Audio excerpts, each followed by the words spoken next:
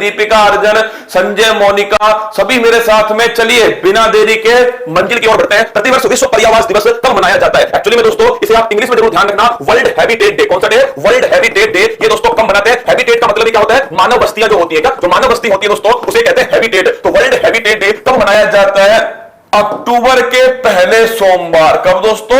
अक्टूबर जो है, इस अक्टूबर के ध्यान रखिएगा, अक्टूबर के पहले सोमवार को मनाया जाता है। और दोस्तों ये इस बार कब बनाया गया? तो इस बार नोट कर लेना, ये 4 अक्टूबर जो है, इस दिन दोस्तों ये बनाया गया। अगर आपसे पूछे थीम क्या है, स्टार्ट कब हुआ ये, तो ये स्टार्ट हुआ दोस्तों 1985। कब से हुआ? 1985 से स्टार्ट हुआ। और अगर आपसे पूछे इस वर्ष की दोस्तों थीम क्या है, तो इस वर्ष की थीम है कार्बन मुक्त विश्व का निर्माण करना और इसके लिए शहरी एक्टिविटी को बढ़ावा देना। सुनना दोस्तों, इस बार की थीम क्या है? Accelerating urban action for a carbon free world. तो नोट करना, इस बार की थीम है कार्बन मुक्त विश्व। क्या? कार्बन मुक्त विश्व को बढ़ावा देना। और इसके लिए दोस्तों किसको बढ़ावा मिलेगा? तो कार्बन मुक्त विश्व के लिए शहरी जो एक्टिविटी है, शहरी एक्टिविटी जो है, इन्हें दोस्तों बढ़ावा देना। तो ध्यान रखिएगा, कार्बन मुक्त विश्व के लिए शहरी जो एक्टिविटी है, इन्हें बढ़ावा देना इस बार की थीम है। तो अक्टूबर के पहले सोमवार को वर्ल्ड हैबिटेट डे मनाया जाता है। अगर आपसे पूछ ले विश्व वन्य जीव दिवस कब मनाते हैं? 3 मार्च को मनाते हैं विश्व वन्य जीव दिवस, वर्ल्ड वाइल्ड लाइफ डे। अगला क्वेश्चन, विश्व पृथ्वी दिवस कब मनाया जाता है? 22 अप्रैल को मनाते हैं दोस्तों विश्व पृथ्वी दिवस है। और पहला पृथ्वी सम्मेलन कहां हुआ था? तो आपको याद होना चाहिए, पहला पृथ्वी सम्मेलन 1992 में रियो के अंदर इसका आयोजन हुआ।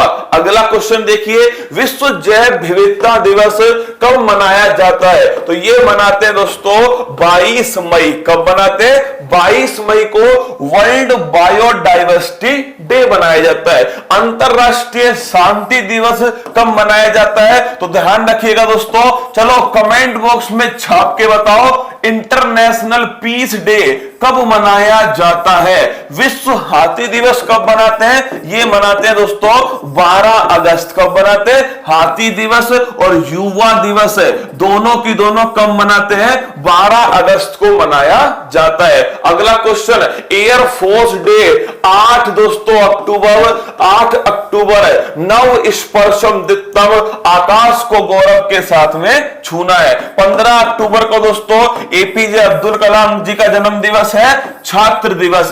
विश्व खाद्य दिवस 16 अक्टूबर 1945 स्थापना होती है किसकी? FAO, food and agriculture organisation. और 24 अक्टूबर दोस्तों 1945 को स्थापना होती है संयुक्त राष्ट्र संघ, इसीलिए बनाते हैं दोस्तों UNO डे। कौन सा? UNO day. और लिखिएगा 21 सितंबर को मनाते हैं दोस्तों अंतरराष्ट्रीय शांति दिवस। कब? 21 सितंबर। अगला क्वेश्चन देखिएगा, 5 अक्टूबर 2021 को प्रधानमंत्री नरेंद्र मोदी ने आजादी @17 नया शहरी भारत सम्मेलन सह एक्सपो का उद्घाटन कहां किया?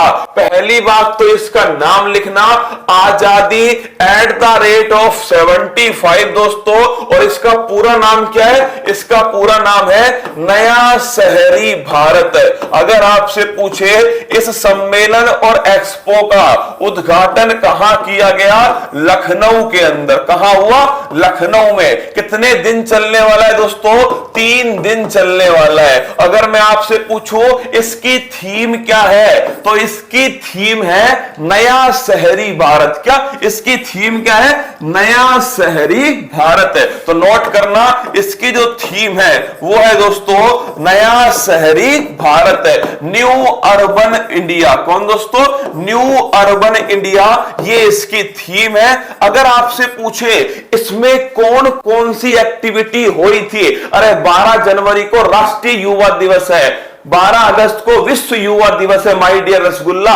अब देखना, अगर पूछो इसमें कौन कौन सी एक्टिविटी हुई, तो दोस्तों आजादी का 75 वर्ष है, 75 संबंधित कुछ महत्वपूर्ण एक्टिविटी है। सुनना दोस्तों, पहली एक्टिविटी कौन सी है, तो 75 शहरी योजनाएं, क्या 75 शहरी परियोजनाओं का उद्घाटन किया गया। कितनी? 75 शहरी परियोजनाएं। और मिशन कौन सा है? एक तो दोस्तों स्मार्ट सिटी मिशन है और साथ में एक मिशन है अमृत मिशन। कौन सा है? अमृत मिशन है। इन दोनों के तहत 75 शहरी परियोजनाओं का उद्घाटन। 75 दोस्तों इलेक्ट्रिक बस, क्या है? 75 इलेक्ट्रिक बस है। और ये कौन सी योजना है दोस्तों? फैम योजना। कौन सी है? फैम योजना। 75 इलेक्ट्रिक बस है। इन सभी का उद्घाटन है।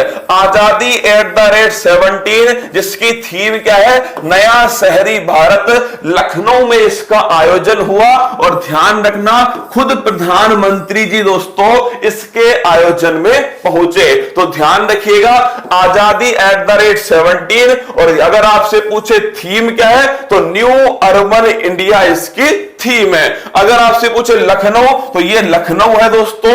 अब देखिए, डिफेंस एक्सपो 2022 का आयोजन कहां प्रस्तावित है, तो देखिए गुजरात करेगा डिफेंस एक्सपो 2022 की मेजबानी। तो नोट करना दोस्तों, कहां होगा? गुजरात में होगा। एरो इंडिया 2021 का आयोजन कहां पर हुआ? ये दोस्तों बंगलुरु के अंदर। कहां हुआ? बंगलुरु के अंदर एरो इंडिया 2021। ये डिफेंस एक्सपो जो पिछला था ना दोस्तों, वो भी लखनऊ के अंदर हुआ। ये भी ध्यान रखिएगा, जो डिफेंस एक्सपो 2020 था, क्या 2020 था ना, वो भी दोस्तों कहां हुआ था? ये भी लखनऊ के अंदर हुआ था। 2022 कहां होगा? ये दोस्तों गुजरात के अंदर होगा। अमृत महोत्सव का संबंध किस यात्रा से है? तो नोट करना दोस्तों, इसका संबंध है दांडी यात्रा। किससे है? दांडी यात्रा।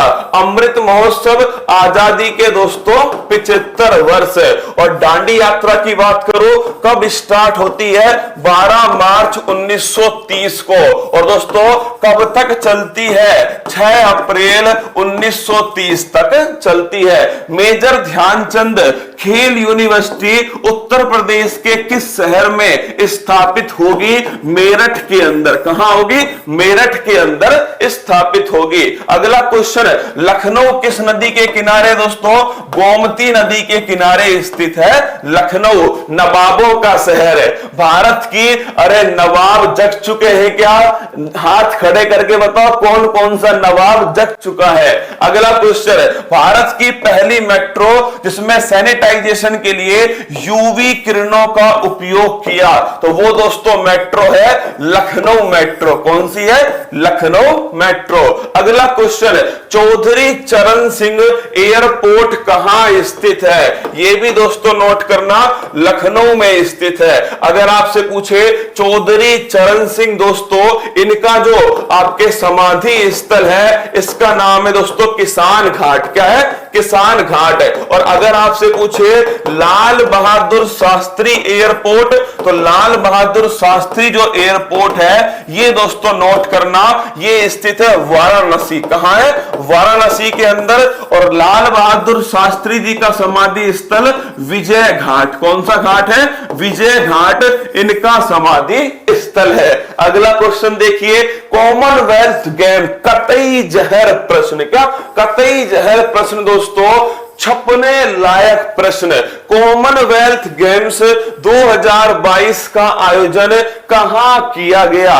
कॉमनवेल्थ का मतलब है दोस्तों वो सभी देश जो दोस्तों इंग्लैंड के पहले उपनिवेश रहे थे या जो गुलाम रहे थे ना, उन सभी देशों का एक संगठन है दोस्तों, उसे कहते हैं कॉमनवेल्थ। क्या कहते हैं? कॉमनवेल्थ। हिंदी में इसे कहते हैं राष्ट्रमंडल। क्या? राष्ट्रमंडल। तो ध्यान रखिएगा, अगर तुमसे पूछे कॉमनवेल्थ, इसी का दूसरा नाम है राष्ट्रमंडल। क्या है? राष्ट्रमंडल। और दोस्तों ये 2022 में खेल कहां पर खेले जाएंगे? बर्मिंघम के अंदर। कहां? बर्मिंघम। और बर्मिंघम दोस्तों कहां स्थित है? ब्रिटेन के अंदर स्थित है। सन 2022 में बर्मिंघम में होंगे दोस्तों क्या? Commonwealth game. प्रत्येक 4 वर्ष में होते हैं। क्या? 4 वर्ष में आयोजित होते हैं। अगर आपसे पूछे 2018 के कहां हुए थे, तो 2018 के दोस्तों गोल्ड कोस्ट में हुए थे। कहां? Gold Coast. और ये गोल्ड कोस्ट कहां स्थित है? ऑस्ट्रेलिया के अंदर स्थित है। अगर आपसे पूछे कि दोस्तों हॉकी इंडिया ने मना कर दिया, नोट करना आप सभी, हॉकी इंडिया दोस्तों कॉमनवेल्थ गेम 2022 में भाग नहीं लेगी। ये घोषणा किसने की है? ये घोषणा दोस्तों ज्ञानेंद्रो निगोबाम। किसने की है? ज्ञानेंद्रो निगोबाम, जो भारत में हॉकी इंडिया के अध्यक्ष हैं। क्या? भारत में दोस्तों हॉकी इंडिया के अध्यक्ष नाम क्या है? नाम है इनका ज्ञानेंद्रो निगोबाम। इन्होंने घोषणा की है दोस्तों कि भारत की हॉकी टीम भाग नहीं लेगी। कहां पर? ध्यान रखना, बर्मिंघम में दोस्तों भाग नहीं लेगी। क्यों नहीं लेगी? अब तुम सुनना ऑफिशियल कारण, फिर बताऊंगा तुमको असली कारण। सुनना भाई साहब, भाग इसलिए नहीं लेगी, 2 कारण इन्होंने लिखे हैं। पहली बात तो कोविड-19। कौन सा कारण है? कोविड-19। और दूसरा कारण इन्होंने लिखा है दोस्तों कि इंग्लैंड की भेदभाव वाली नीति। एक्चुअली में दोस्तों असली कारण यह है कि कुछ दिनों पहले ही इंग्लैंड ने दोस्तों भारत में जो हॉकी वर्ल्ड कप है भुवनेश्वर में होने वाला है ना, उसमें भाग लेने से मना कर दिया। भारत वालों ने कहा चिंता मत कर, करारा जवाब मिलेगा। तो दोस्तों ध्यान रखिएगा, जो आपके वर्ल्ड कप हॉकी का दोस्तों कहां होने वाला है? भुवनेश्वर में होने वाला था, जूनियर हॉकी वर्ल्ड कप। इससे दोस्तों कौन हट गया? इंग्लैंड जो है वो दोस्तों इससे हट गया। इसीलिए हमने कहा ये ले तेरे लिए दोस्तों टिट फॉर टैट। ये दोस्तों क्या हुआ? हमने भी कह दिया, हम भी करते हैं टाटा बाय बाय। तो ऑप्शन नंबर सी बर्मिंघम दोस्तों, यहां पर कॉमनवेल्थ गेम्स 2022 का आयोजन होगा, जिसमें हॉकी इंडिया ने दोस्तों क्या किया है? मना कर दिया। हॉकी इंडिया के अध्यक्ष कौन है? ज्ञानेंद्रो निगोबाम। अब तुम मुझे बताओ दोस्तों कि ज्ञानेंद्रो निगोबाम किस राज्य से संबंधित है? जो बताएगा उसे मिलेगा रसगुल्ला। जल्दी छाप के बताओ। कॉमनवेल्थ गेम्स 2018 का आयोजन ये हुआ था गोल्ड कोस्ट ऑस्ट्रेलिया। कहां हुआ था? गोल्ड कोस्ट ऑस्ट्रेलिया में हुआ था। एशियन गेम्स 2018 का आयोजन कहां हुआ है? तो दोस्तों लिख लेना, ये हुआ था जकार्ता। कहां हुआ? जकार्ता। और जकार्ता दोस्तों किसकी राजधानी है? इंडोनेशिया की राजधानी है। और कमेंट बॉक्स में आसियान का मुख्यालय भी कहां है? आसियान का हेडक्वार्टर भी दोस्तों जकार्ता के अंदर स्थित है। और ज्ञानेंद्रो निगोबाम, ये आप नोट जरूर करना दोस्तों, ज्ञानेंद्रो निगोबाम ये कहां के हैं? तो ये ध्यान रखिएगा, मणिपुर। कहां के दोस्तों? मणिपुर के हैं ज्ञानेंद्रो निगोबाम। फीफा विश्व कप 2022 फुटबॉल से संबंधित है दोस्तों, और ये कहां पर होने वाला है? कतर दोहा में होने वाला है फीफा विश्व कप 2022। विंटर ओलंपिक 2022 ये होगा दोस्तों, ध्यान रखिएगा, बीजिंग के अंदर। कहां होगा? बीजिंग चाइना में विंटर ओलंपिक 2022 का आयोजन किया जाएगा। अगला क्वेश्चन देखिएगा, समर ओलंपिक 2024 का आयोजन कहां पर हुआ है? तो ध्यान रखना 2024 वाला दोस्तों होगा पेरिस के अंदर। कहां होगा? पेरिस। और पेरिस में दोस्तों कौन से नंबर का होगा? 33वें नंबर का। कौन सा?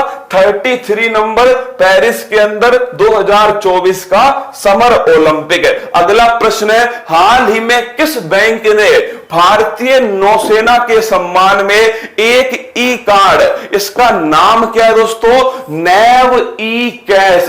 तुम नाम से समझना, क्या तुम नाम से समझना, इसका नाम है दोस्तों नैव ई कैश। क्या नाम है, नैव ई कैश दोस्तों, ये इसका नाम है। पहली बात तो ये जो ई कार्ड है वो किसने लॉन्च किया है, स्टेट बैंक ऑफ इंडिया। किसने किया, स्टेट बैंक ऑफ इंडिया ने। अगर आपसे पूछे किसके सम्मान में किया है तो ध्यान रखिएगा दोस्तों, ये सम्मान किसका है, नेवी का। किसका दोस्तों, नेवी के सम्मान में किया गया। अगला क्वेश्चन है, ये जो ई कार्ड है ये क्यों लॉन्च किया गया। आप ये सोचोगे ना कि भाई लॉन्च क्यों किया गया, ये लॉन्च इसलिए किया गया जब दोस्तों शिप के अंदर होते कौन है, जो ऑफिसर होते हैं, जो दोस्तों नेवी के दोस्तों कर्मचारी होते हैं, जब वो शिप के अंदर होते हैं तो कैश जो है उसे रखना बड़ा भारी खेल है। लंबे लंबे टाइम तक दोस्तों वो शिप के अंदर रहते हैं। तो ये कार्ड ऑफलाइन और ऑनलाइन पेमेंट की सुविधा देगा। तो लिखना दोस्तों, ये जो कार्ड है वो ऑफलाइन और दोस्तों ऑनलाइन जो भुगतान है, जो पेमेंट है, इसकी दोस्तों सुविधा देगा। और किस समस्या को निपटाएगा, तो दोस्तों जो कैश रखने की जो समस्या है इससे छुटकारा दिलवाएगा। अब सबसे बड़ी बात है कि इस कार्ड का फोटो देखिए। क्या ये दोस्तों फोटो है किसका, नैव ई कैश। इसमें तुम गौर से देखोगे ना तो देखो इसमें थोड़ा दोस्तों जूम करके दिखाता हूं आपको। अगर तुम्हें एक दोस्तों इसमें कोई आपके फोटो दिखेगा, ये वाला, ये क्या है, ये है INS विक्रमादित्य। ये ध्यान रखना आप। तो अगर आपसे पूछे इस पे किसकी फोटो है तो इस पे ध्यान रखिएगा, INS विक्रमादित्य दोस्तों, इसकी फोटो स्थित है किसके ऊपर, इस कार्ड के ऊपर। किसने लॉन्च किया, बड़ा प्यारा क्वेश्चन है दोस्तों, लॉन्च किया स्टेट बैंक ऑफ इंडिया ने। अगला क्वेश्चन, फोटो किसकी है, INS विक्रमादित्य, इसकी फोटो है। और दोस्तों किसके सम्मान में है, तो नेवी के सम्मान में है। इसीलिए ध्यान रखिएगा, इसका आंसर है भारतीय स्टेट बैंक। अगला प्रश्न देखिए, बैंक ऑफ कोलकाता की स्थापना कब होती है, तो ध्यान रखिएगा दोस्तों 1806 में एक बैंक बनती है जिसका नाम है बैंक ऑफ कलकत्ता। और दोस्तों 1840 में एक दूसरी बैंक बनती है, इसका नाम है बैंक ऑफ बॉम्बे। 1843 के अंदर तीसरी बैंक बनती है जिसका नाम है बैंक ऑफ मद्रास।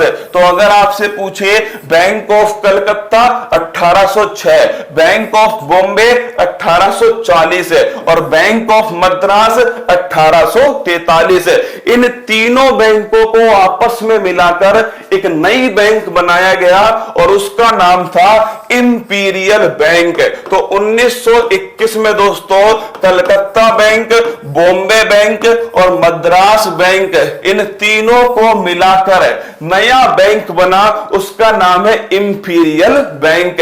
और अगर आपसे पूछे इसी इंपीरियल बैंक का 1955 में राष्ट्रीयकरण हो गया, क्या इसी इंपीरियल बैंक का 1955 में राष्ट्रीयकरण हुआ और कौन सी नई बैंक बन गई, स्टेट बैंक ऑफ इंडिया। तो अगर पूछे स्टेट बैंक ऑफ इंडिया का राष्ट्रीयकरण दोस्तों 1955 में हुआ। अब देखिए इसका मुख्यालय कहां है, तो लिखना दोस्तों इसका मुख्यालय स्थित है मुंबई के अंदर। इसके वर्तमान चेयरमैन कौन है, दिनेश खाड़ा दोस्तों, इसके वर्तमान में चेयरमैन। अगर आपसे पूछे स्टेट बैंक ऑफ इंडिया, इसकी टैगलाइन क्या है, the banker to every Indian. Note करना, अगर आपसे पूछे स्टेट बैंक ऑफ इंडिया की टैगलाइन क्या है, the banker to every Indian. हाल ही में किस देश में भीम यूपीआई को शुरू किया गया? नोट करना दोस्तों, भूटान के अंदर भीम यूपीआई को शुरू किया गया। सिडबी बैंक का मुख्यालय 99% बैंक कहां है? ये दोस्तों इनका हेडक्वार्टर है मुंबई में। और अगर आपसे पूछे सिडबी बैंक का मुख्यालय कहां है, ये नोट करना लखनऊ। कहां है दोस्तों? लखनऊ में स्थित है सिडबी बैंक का मुख्यालय। तो बड़ा प्यारा क्वेश्चन है, भीम यूपीआई कहां शुरू हुआ है? ये दोस्तों भूटान में शुरू हुआ। The banker to every Indian, ये दोस्तों ध्यान रखना, स्टेट बैंक ऑफ इंडिया, हमारी लंच करने वाली बैंक। अगला क्वेश्चन देखिए, हाल ही में भारतीय भारोत्तोलन महासंघ का अध्यक्ष किसे चुना गया? तो अगर आपसे पूछे भारतीय भारोत्तोलन महासंघ IWF, दोस्तों इंडियन वेट लिफ्टिंग, क्या इंडियन वेट लिफ्टिंग दोस्तों फेडरेशन, क्या है? Indian weight lifting federation, Bharat भारोत्तोलन महासंघ, इसके नए अध्यक्ष बने हैं सहदेव यादव। कौन है दोस्तों? सहदेव यादव। ये तो इसके क्या बन गए? नए अध्यक्ष बन गए। कितने वर्ष के लिए बने दोस्तों? 4 वर्ष के लिए। कितने? 4 वर्ष के लिए नया अध्यक्ष इंडियन वेट लिफ्टिंग। ये ध्यान रखना पड़ेगा तुमको, क्योंकि दोस्तों वेट लिफ्टिंग में टोक्यो ओलंपिक में पहला पदक आया। पूरे भारत की पहली महिला पदक लाने वाली ओलंपिक में, उनका संबंध वेट लिफ्टिंग से। और दोस्तों सब इंस्पेक्टर में पूछा गया मीराबाई चानू के बारे में, वो वेट लिफ्टिंग का क्वेश्चन। तो ध्यान रखिएगा, वेट लिफ्टिंग चर्चा में है, इसीलिए आपको ध्यान रखना पड़ेगा। सहदेव यादव दोस्तों ये भारतीय भारोत्तोलन महासंघ के अध्यक्ष अपॉइंट किए गए। पहला क्वेश्चन, अंतरराष्ट्रीय ओलंपिक समिति का अध्यक्ष कौन है? पहली बात तो ये बताओ, इसकी स्थापना कब होती है? 23 जून 1894। और अगर मैं आपसे पूछूं इसका मुख्यालय कहां पर है? ल्यूसाने। और ल्यूसाने कहां स्थित है? स्विट्जरलैंड में। कौन इसके वर्तमान अध्यक्ष हैं? थॉमस बोक। कौन है? थॉमस बोक इसके वर्तमान अध्यक्ष हैं। अगला क्वेश्चन, भारतीय ओलंपिक संघ के अध्यक्ष कौन है? एक्चुअली में दोस्तों हमें ये तो बड़े लंबे समय से याद है, लेकिन इसमें हमारे साथ समस्या है, तो नोट करना, भारतीय ओलंपिक संघ के अध्यक्ष हैं नरेंद्र बत्रा। कौन है? नरेंद्र बत्रा दोस्तों इसके वर्तमान अध्यक्ष। अगला क्वेश्चन देखिए, कबड्डी किंग के नाम से कौन मशहूर है? तो नोट करना दोस्तों, जनार्दन गहलोत। कौन है? जनार्दन गहलोत पूरे विश्व के अंदर कबड्डी किंग के नाम से जाने जाते हैं। इनका दोस्तों क्या हो गया? इनका हो गया निधन। क्या हो गया? निधन। प्रो कबड्डी किसने स्टार्ट किया? तो लिखना दोस्तों, प्रो कबड्डी के जनक कौन है? प्रो कबड्डी के जनक भी दोस्तों नोट करना, जनार्दन गहलोत है। हॉकी इंडिया के अध्यक्ष कौन है? ज्ञानेंद्रो निगोबाम। कौन है? ज्ञानेंद्रो निगोबाम हॉकी इंडिया के दोस्तों अध्यक्ष हैं। अगला क्वेश्चन देखिए, भारत के खेल मंत्री कौन है? अनुराग ठाकुर। कौन है? अनुराग ठाकुर दोस्तों ये भारत के कौन है? खेल मंत्री हैं। ओलंपिक में पदक जीतने वाली कर्णम मल्लेश्वरी का संबंध किस खेल से है? तो नोट करना, इनका संबंध है भारोत्तोलन से। किससे? वेट लिफ्टिंग से। कौन सा ओलंपिक था? सन 2000 का ओलंपिक था। और कहां हुआ था? सिडनी के अंदर हुआ था। Karnam Malleswari most important question है आपके एग्जाम की दृष्टि से। पहली बात तो ओलंपिक में पदक जीतने वाली पहली भारतीय महिला वो है दोस्तों कर्णम मल्लेश्वरी। अगला क्वेश्चन दोस्तों, कौन सा ओलंपिक था? सन 2000 का सिडनी ओलंपिक था। अगला क्वेश्चन दोस्तों, भारोत्तोलन जो है इस खेल से संबंधित है। अगला प्रश्न, टोक्यो ओलंपिक में सिल्वर मेडल जीतने वाली एकमात्र भारोत्तोलक महिला खिलाड़ी कौन है? इनका नाम लिखिएगा मीराबाई चानू। कौन है? मीराबाई चानू, इन्होंने कौन सा मेडल जीता दोस्तों? Silver medal. कौन सा? सिल्वर। कहां की रहने वाली है? मणिपुर की रहने वाली है मीराबाई चानू। अगला क्वेश्चन दोस्तों, कौन सी कैटेगरी है? 49 किलोग्राम। कौन सी? 49 किलोग्राम कैटेगरी है। और इन्होंने दोस्तों टोक्यो ओलंपिक में क्या किया है? सिल्वर मेडल जीता है। मणिपुर की है। खेल कौन सा है? खेल है दोस्तों वेट लिफ्टिंग, भारत तोलन। क्वेश्चन नंबर 6, 5 अक्टूबर 2021 को किस राज्य ने किशोर छात्राओं के लिए स्वच्छ कार्यक्रम शुरू किया? एक बार दोस्तों आंध्र प्रदेश के लिए जोरदार तालियां होनी चाहिए। मतलब यार जितना काम दोस्तों आंध्र प्रदेश के मुख्यमंत्री वाईएस जगनमोहन रेड्डी ने किया है, मतलब मैं सोचता था ऐसा क्या किया इन्होंने जो इन्हें Skoch CM of the year का अवार्ड मिला। रियल में दोस्तों मैंने जितनी आपको करंट पढ़ाई है, एक से एक नया काम दोस्तों किसके द्वारा किया गया? आपके आंध्र प्रदेश के द्वारा किया गया। पहला क्वेश्चन दोस्तों, स्वच्छ कार्यक्रम। क्या नाम है? स्वच्छ कार्यक्रम। ये किसने स्टार्ट किया दोस्तों? ये स्टार्ट किया है आंध्र प्रदेश में। कहां पर? आंध्र प्रदेश में स्टार्ट हुआ। किसने स्टार्ट किया? तो आंध्र प्रदेश के मुख्यमंत्री दोस्तों वाईएस जगनमोहन रेड्डी। किसने किया है? वाईएस जगनमोहन रेड्डी। इनके द्वारा दोस्तों ये काम स्टार्ट हुआ। आप मुझसे पूछोगे एक्चुअली में इस कार्यक्रम का उद्देश्य क्या है? सरकारी स्कूल के अंदर और कॉलेज के अंदर, नोट करना, सरकारी स्कूल के अंदर और दोस्तों कॉलेज के अंदर। कहां? कॉलेज के अंदर जो भी दोस्तों छात्रा पढ़ रही है, क्या जो भी छात्रा पढ़ रही है, इस छात्रा को गुणवत्ता युक्त, क्या इस छात्रा को गुणवत्ता युक्त सैनिटरी नैपकिन, क्या सैनिटरी नैपकिन फ्री में उपलब्ध कराए जाएंगे। तो गुणवत्ता युक्त सैनिटरी नैपकिन ये दोस्तों फ्री में सरकार जो है उपलब्ध कराएगी। 120 नैपकिन प्रति वर्ष, क्या 120 नैपकिन प्रति वर्ष दोस्तों ये आपके आंध्र प्रदेश की जो सरकार है वो उपलब्ध कराने वाली है। किसे? सरकारी स्कूल और दोस्तों कॉलेज की जो छात्रा है उन्हें उपलब्ध कराया जाएगा। अगर आपसे पूछे क्या उपलब्ध कराया जाएगा? सैनिटरी नैपकिन जो है उपलब्ध होंगे, फ्री में उपलब्ध होंगे। कितना? 120 नैपकिन दोस्तों प्रति वर्ष किया जाएगा। तो option number A Andhra Pradesh एकदम सही आंसर है। अब देखिए यह है दोस्तों कौन?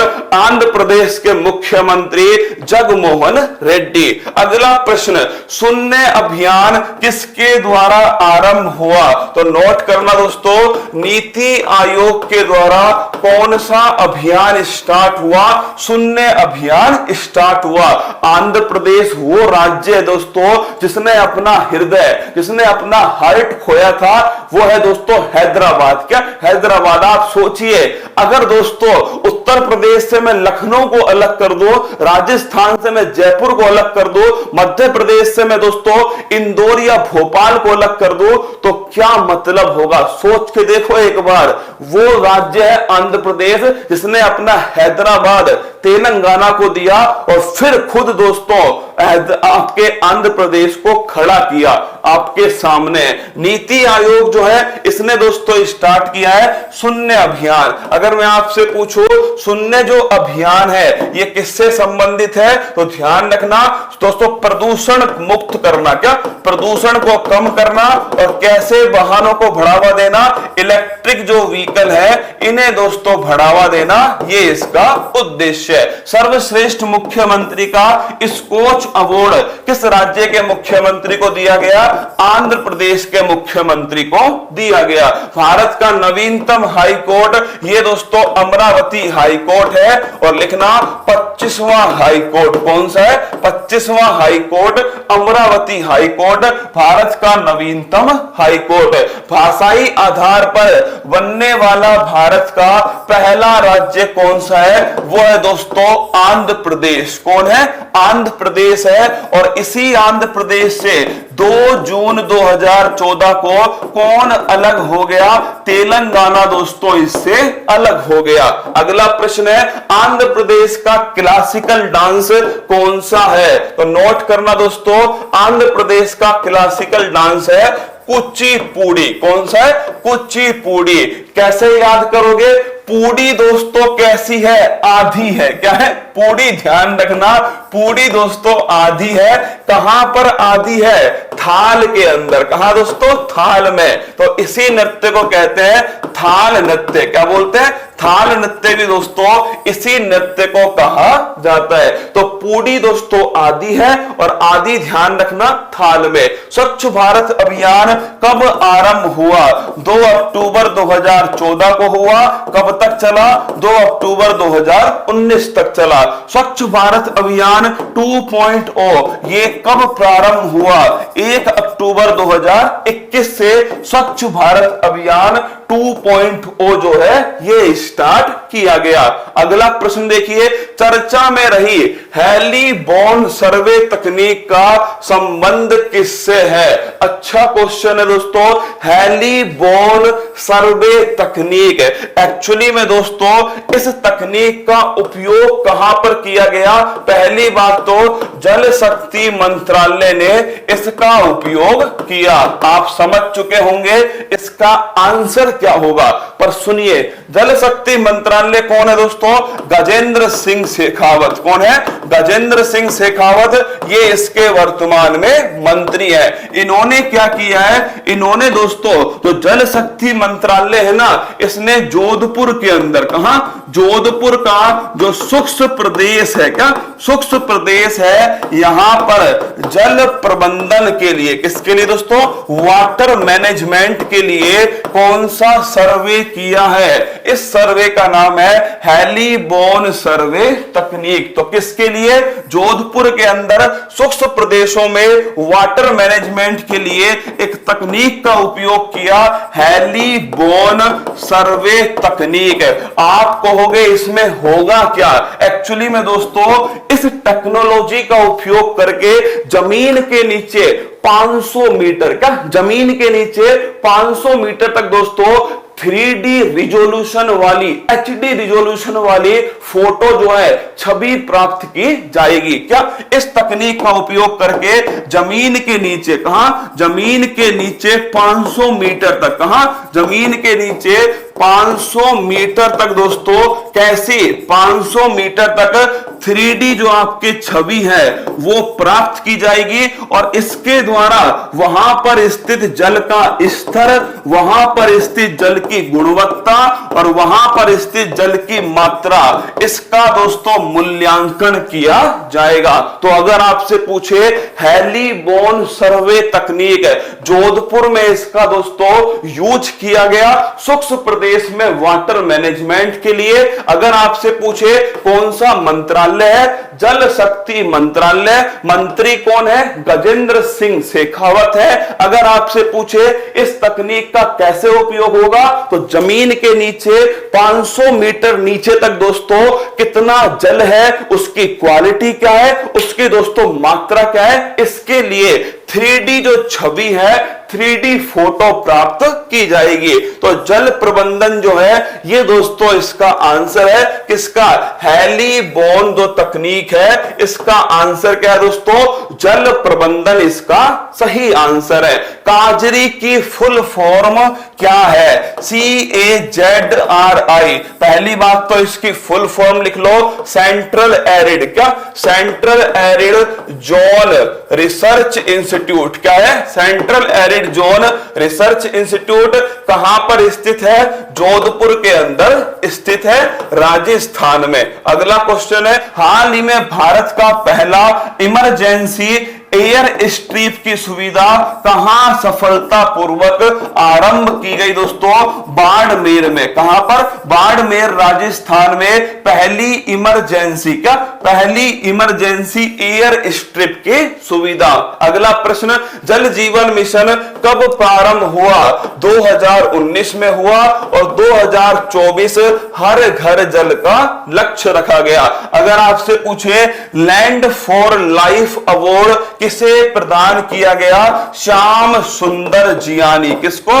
श्याम सुंदर जियानी को लैंड फॉर लाइफ अवार्ड वृक्षारोपण को बढ़ावा देने के लिए। अगला प्रश्न है, विश्व मरुस्थलीकरण रोकथाम दिवस है, इसे इंग्लिश में कहते हैं दोस्तों वर्ल्ड कॉम्बैट डेजर्टिफिकेशन डे।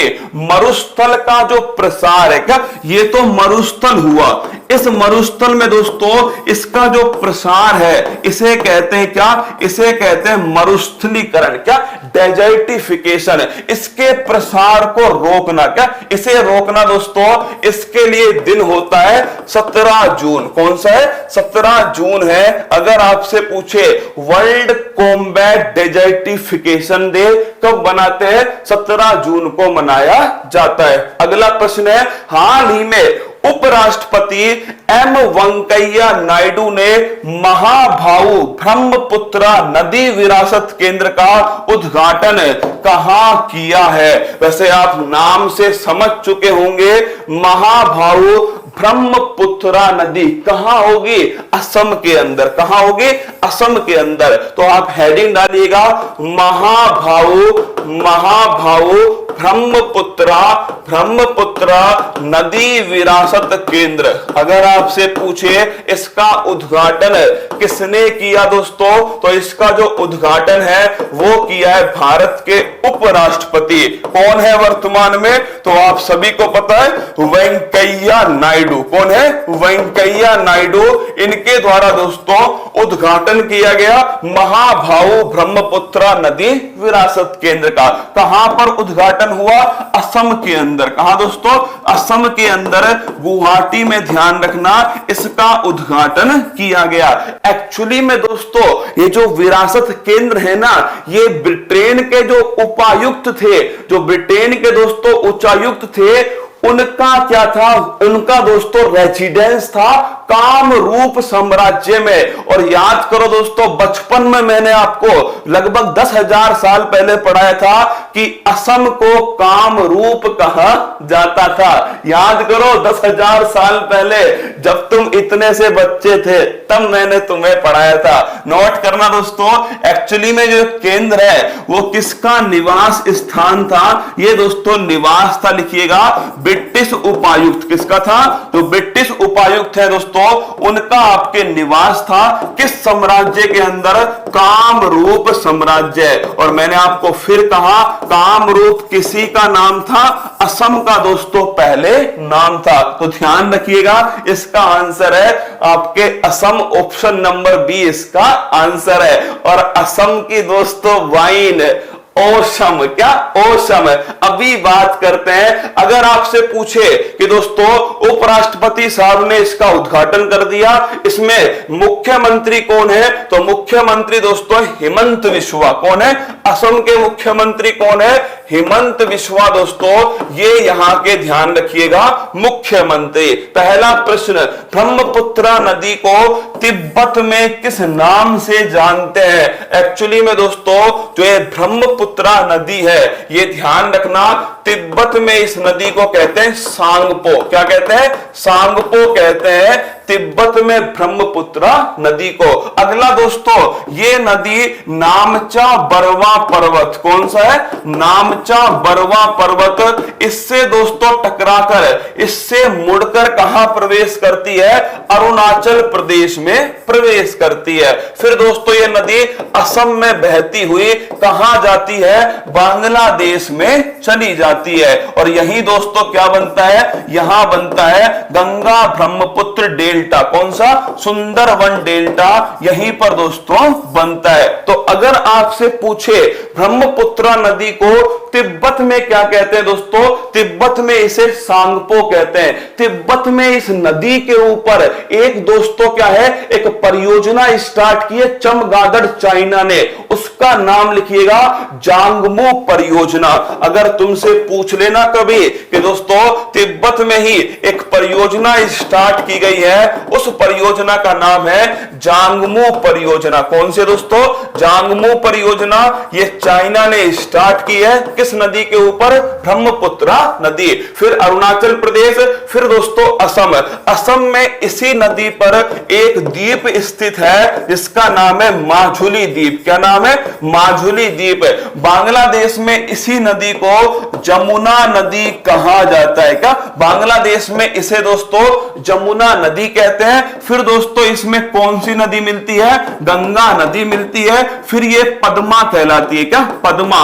और दोस्तों डेल्टा बनाने से पहले इसे कहते हैं मेघना। क्या कहते हैं? मेघना इसे कहा जाता है। तो ध्यान रखिएगा, ब्रह्मपुत्र नदी को तिब्बत में दोस्तों किस नाम से जानते हैं? सांगपो नदी के नाम से जानते हैं। ब्रह्मपुत्र नदी पर कौन सा द्वीप स्थित है? माजुली द्वीप दोस्तों स्थित है। अगला प्रश्न देखिए, कामेंग सुबनश्री। ये क्वेश्चन आया दोस्तों आईएएस के एग्जाम में। किसमें? आईएएस के एग्जाम में पूछा गया कामेंग सुबनश्री और लोहित नदी किसकी सहायक नदी है? ब्रह्मपुत्र की सहायक नदी है कामेंग, सुबनश्री और लोहित।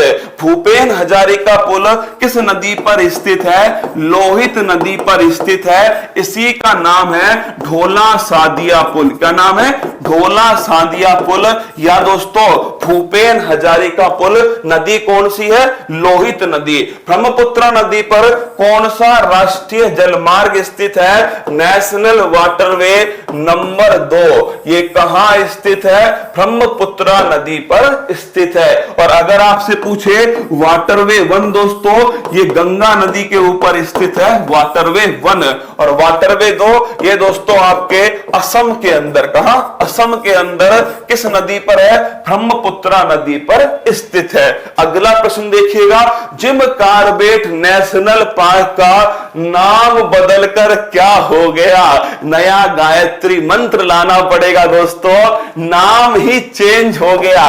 मतलब भाई साहब सीजन चल रहा है किसका? नाम बदलने का दोस्तों सीजन चल रहा है।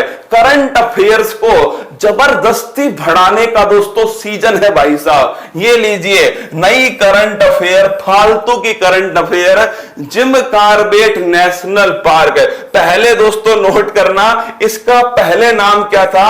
Heli national park. क्या था? Hailey national park. फिर इन्होंने कहा यह नाम अच्छा नहीं लग रहा, इसका नया नाम रखते हैं जिम कार्बेट नेशनल पार्क। फिर इन्होंने कहा यह भी ठीक नहीं है, अब इसका नया नाम रखते हैं राम गंगा नेशनल पार्क। क्या? Ram Ganga national park. Actually में दोस्तों पहली बार इसका नाम जो चेंज हुआ था ना, चुलबुल परियोजना चेनाब नदी पे। भाई साहब किसने कहा था चुलबुल चेनाब पे? अरे मेरा बुलबुल, तुलबुल परियोजना झेलम नदी पर है। कहा? तुलबुल झेलम है। माता सीधा सुदर्शन चक्र फेंकेगी तेरे गाल के नीचे।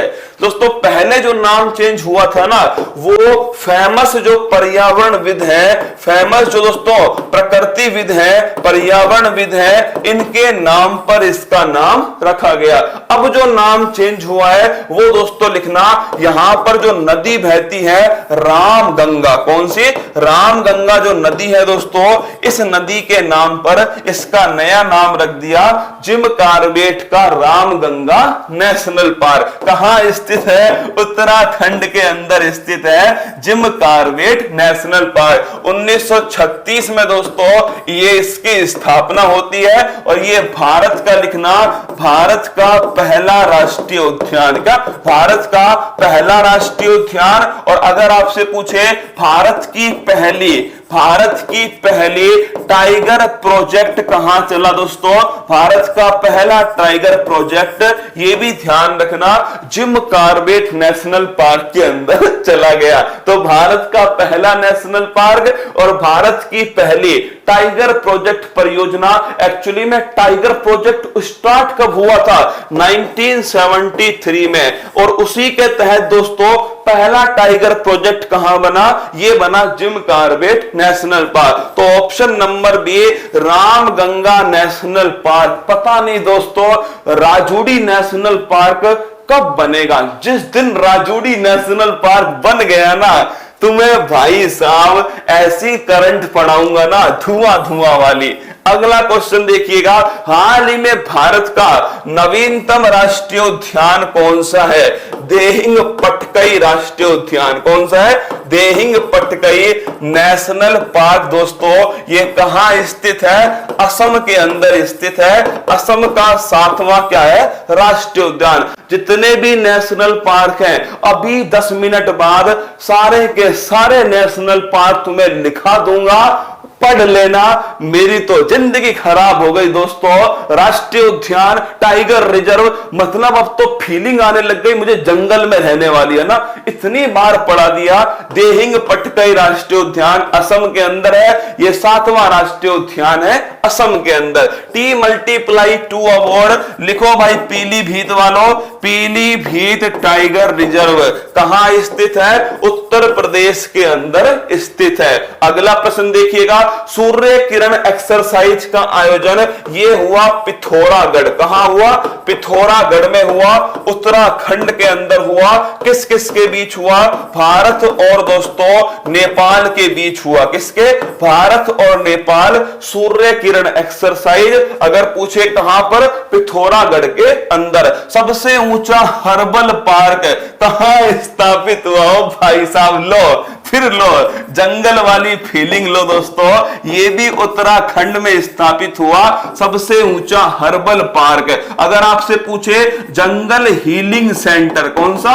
जंगल हीलिंग सेंटर, ये भी लिख लो उत्तराखंड। हिम तेंदुआ संरक्षण केंद्र, हिम तेंदुआ संरक्षण केंद्र, ये भी नोट करना उत्तराखंड। लाइकेन पार्क, ये भी नोट करना दोस्तों उत्तराखंड। कहां? उत्तराखंड, लाइकेन नेशनल पार्क है। उत्तराखंड के नए मुख्यमंत्री कौन है? ये दोस्तों ध्यान रखिएगा, पुष्कर धामी जी है। कौन है? पुष्कर धामी जो है ये उत्तराखंड के नए मुख्यमंत्री। अगला प्रश्न है, पिंडारी ग्लेशियर, ये भी दोस्तों कहां स्थित है? उत्तराखंड के अंदर स्थित है। लिपू लेक दर्रा, ये भी ध्यान रखना उत्तराखंड में स्थित है। और अगर आपको याद हो, भारत चीन के मध्य, भारत चीन के मध्य व्यापार के लिए दोस्तों इस दर्रे का उपयोग किया जाता है। और लिपू लेक और काला पानी विवाद, ये भारत और नेपाल के बीच में विवाद है। ये दोनों की दोनों स्थान कहां स्थित है? पिथौरागढ़ दोस्तों उत्तराखंड के अंदर। काला पानी और लिपू लेक ये दोनों स्थान स्थित हैं। अगला प्रश्न देखिएगा, रसायन विज्ञान में नोबेल पुरस्कार 2021 किसे दिया गया? ये लो भाई साहब, नया करंट का क्वेश्चन है। रसायन विज्ञान में हमारे सोना मोना ने क्या बिगाड़ा था दोस्तों? हमारे सोना बाबू ने, उनको भी दे दो एक आध नोबेल पुरस्कार, हमें याद करना आसानी हो। इनके नाम देखो, अब तुम देखो, रसायन विज्ञान में नोबेल पुरस्कार 2021 किसे दिया गया? ये मिला है दोस्तों, नोट करना। देखिए, डेविड जूलियस और अर्डम पटपोटियन, इनको दोस्तों कौन सा पुरस्कार मिला था? मेडिसिन। किसका मिला था? मेडिसिन का। दोस्तों मानावे और हैसलमैन जो है, इसको दिया गया किसका? फिजिक्स का। किसको मिला? फिजिक्स का। और अगर आपसे पूछे बेंजामिन लिस्ट और डेविड मैकमिलन, इन दोनों को मिला है दोस्तों किसका? केमिस्ट्री का। किसका? केमिस्ट्री का। ध्यान रखना दोस्तों, जिस दिन तुम्हारा बढ़िया केमिस्ट्री बैठ गई ना, जिस दिन दोस्तों तुम्हारा मिलन हो गया, क्या? जिस दिन तुम्हारा मिलन हो गया, जिस दिन तुम्हारी केमिस्ट्री बहुत बढ़िया बैठ गई, समझ लेना दोस्तों तुम्हारे हाथ में आएगी लिस्ट। क्या? तुम्हारे हाथ में सीधी लिस्ट आएगी। जिस दिन तुम्हारी केमिस्ट्री अच्छी हुई जिस दिन तुम्हारा हो गया मिलन, 7 फेरे फिर आएगी तुम्हारे हाथ में लिस्ट। क्या आएगी? तुम्हारे हाथ में आएगी लिस्ट। तो option number A Benjamin list और डेविड मैकमिलन दोस्तों, इन्हें दिया गया केमिस्ट्री का नोबेल पुरस्कार 2021। तुम मुझसे पूछोगे किसके लिए दिया गया? ये दोस्तों क्वेश्चन बनता है कि ये पुरस्कार जो है वो किसके लिए दिया गया। तो नोट करना दोस्तों, ये पुरस्कार मिला है किसके लिए? ये नाम देखो यहां पर लिखा हुआ है। अब तुम कहोगे ई का चक्कर है, मैं लिख देता हूं इसको। ये दोस्तों पुरस्कार मिला है किसके लिए? ASYMETRICORGANOCATALYSIS, ये दोस्तों इसके लिए पुरस्कार दिया गया। आप कहोगे ये क्या चक्कर है, इसे कैसे याद करें? एक्चुअली में दोस्तों केमिस्ट्री के अंदर, अब देखिए केमिस्ट्री के अंदर क्या होता है, कैटालिस्ट होते हैं। क्या होते हैं? उत्प्रेरक होते हैं। उत्प्रेरक का मतलब होता है जैसे तुम्हारा पड़ोसी उत्प्रेरक है, तुम्हें काम करने के लिए मजबूर करता है कि पढ़ाई कर, नहीं पढ़ेगा तो तेरा सिलेक्शन नहीं होगा, नहीं पढ़ेगा तो तेरे मां बाप का सिर नीचे हो जाएगा। वो तुम्हें उत्प्रेरक की भूमिका में तुम्हें प्रेरित करता है। तो तुम्हारा जो पड़ोसी है ना, वो भी दोस्तों क्या है? कैटालिस्ट है। क्या है? कैटालिस्ट है। तो दोस्तों केमिस्ट्री में जो उत्प्रेरक थे ना, वो पहले 2 थे, एक तो धातु थी और एक दोस्तों एंजाइम। क्या थे? एंजाइम। इन दोनों भाई साहब ने तीसरा उत्प्रेरक खोजा है और उसका नाम है एसिमेट्रिक ऑर्गेनोकैटालिस्ट। ध्यान रखना, ये तीसरा उत्प्रेरक है एसिमेट्रिक। क्या है? एसिमेट्रिक दोस्तों, एसिमेट्रिक ऑर्गन कैटालिस्ट। ध्यान रखिएगा इस क्वेश्चन को दोस्तों। ये तीसरा क्या है? तीसरा उत्प्रेरक है। कहां पर? केमिस्ट्री में। धातु और एंजाइम के बाद में तीसरा कैटालिस्ट है जिसकी खोज इन दोनों बाबा जी ने की है। तो ध्यान रखिएगा, अगर आपसे पूछे केमिस्ट्री का नोबेल पुरस्कार, option number A Benjamin list और डेविड मैकमिलन को मिला है। अगर आपसे पूछे दोस्तों मेडिसिन का नोबेल पुरस्कार डेविड जूलियस और ध्यान रखना अर्डेम पेटापोनियम को मिला है। अगर आपसे पूछे दोस्तों 2020 का, अगर आपसे पूछे 2020 का दोस्तों पुरस्कार, ये छोड़िए अभी, अगर पूछे आपसे फिजिक्स का किसको मिला है, तो फिजिक्स का ध्यान रखिएगा श्यूकर मोनाबे और क्लाउस हैसलमैन को दिया गया है। चिंता मत करो, सारी जो ट्रिक है ना मैं तुम्हें एक साथ याद कराऊंगा, अभी तुम बस पढ़ते जाओ ना, सारी ट्रिक मैं बताऊंगा आपको। सोना बाबू टाइप किया ना। इथियोपिया के पीएम अबी अहमद ने ली दूसरे कार्यकाल की शपथ। 2019 का शांति का नोबेल पुरस्कार किसको मिला? ये मिला दोस्तों अबी अहमद अली। कौन सा? 2020 का शांति का नोबेल पुरस्कार। ठीक है, तो ध्यान रखना 2019 का शांति का नोबेल पुरस्कार अबी अहमद अली। सारी पुस्तक मैदान में उठा लेना। अब देखो आज शाम को फिर दोस्तों आपका 7 अक्टूबर को शाम को 8 बजे धुआंधार फिर टेस्ट है आप सभी का। जिन्हें भी अपनी मेहनत पर भरोसा हो